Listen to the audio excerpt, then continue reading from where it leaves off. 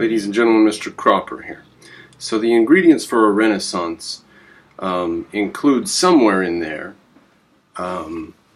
burnings at the stake, witch trials, false trials of one kind or another, and that's what we're having on YouTube, isn't it? We're having a Renaissance because as they threaten to take down a lot of channels, some of which there's no argument, you know, YouTube has the right to take down Alex Jones. He's a crazy, raving lunatic.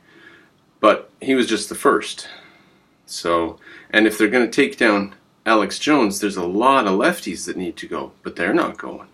Anyways, that's not the point here. The point is that as they're taking down these videos, other videos are starting to come up and other users are starting to come in. Now, I, Mr. Cropper, put my first video up in 2007 because I was dropping out of college and I was giving up on academia and I was just looking out into the world for any way. I was part of several forums where I posted almost daily, and I just went into these talk groups and argued with people and talked and posted essays and stuff. And when YouTube came along, I could start posting videos. So that's what pushed me towards YouTube, was that academia was closed to me, or that I didn't want to do what I had to do and lick the boots I had to lick to get into academia. So I left academia, went to YouTube, or my efforts were concentrated there. What's Brett Weinstein doing? What's up with Jordan Peterson? Right? They have YouTube channels not unlike and completely and perfectly in the style of Mr. Cropper, where they just sit down and talk about whatever they want, sometimes for 5 minutes and sometimes for hours. And they're not afraid of boring you, and they don't care about graphics, and they're not trying to get splashy, ooh, here's a music introduction. So this is a YouTube Renaissance of some kind.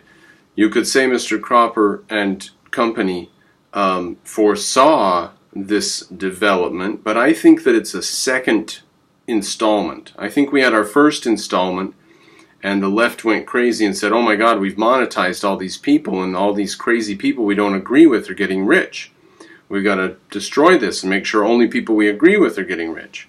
So they've destroyed it, but in that destruction they have wiped out a bunch of people who now have they only want to speak. They don't care about the monetary side.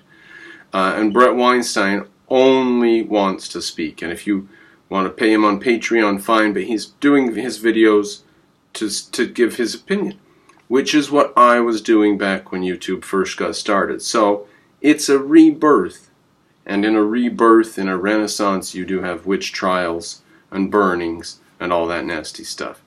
So in this rebirth, watch for, grassroots, come from the bottom, concepts that have to move upwards, and the fish rots from the head, and the fish is very rotten at the head right now. So we've got to send ideas upward and get the fish rejuvenated. Brett Weinstein's pretty good. I'm going to be doing some videos about him, but just to mention, there is a Renaissance afoot.